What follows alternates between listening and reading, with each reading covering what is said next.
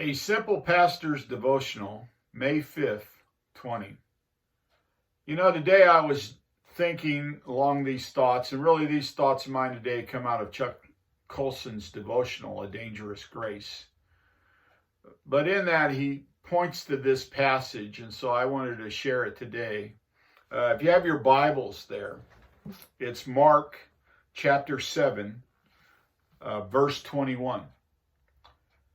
For from within, out of the heart of man, come evil thoughts, sexual immorality, theft, murder, adultery, coveting, wickedness, deceit, sensuality, envy, slander, pride, foolishness.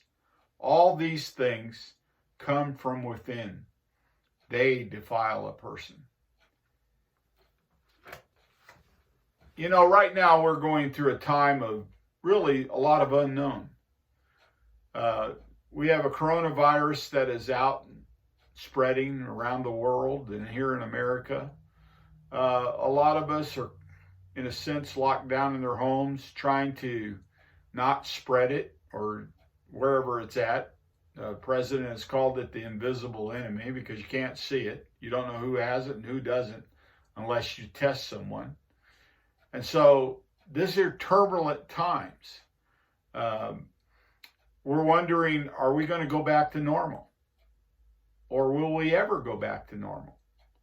We just don't know. There's just a lot of unknown. And if you would ask people right now, what's the number one problem in the world? Some might say coronavirus. Some might say, well, it's political. Are they going to give us back our freedoms? I mean, there are different answers to that question, but there's really only one right answer. Our real problem is the sin nature within all of us. This propensity to sin, to gravitate towards that which does not please a holy God. That's our real problem. And like it said in Mark, it's from within each of us. James even says, you have not. You ask, you have not, or you lust after things that you know are forbidden. Why? Because the sin nature in us gravitates towards sin. It wants to sin. And ultimately, that's a problem because for us to enjoy the presence of God for now and for eternity, we must answer the dilemma of sin. That's why Jesus went to the cross. He went to pay the price of sinners so we could be free of sin or the consequence of sin. Rather, Jesus, the sinless one, went to the cross and he died for us according to his own will, his own volition. He died so we could be forgiven of sin. And he has done that for us. But then we must believe what he has done. We must come to him by faith in what he has done for us at the cross. Are we willing to bend the knee to Jesus and ask him to forgive us and save us? That is the cure. The problem is sin within all of us.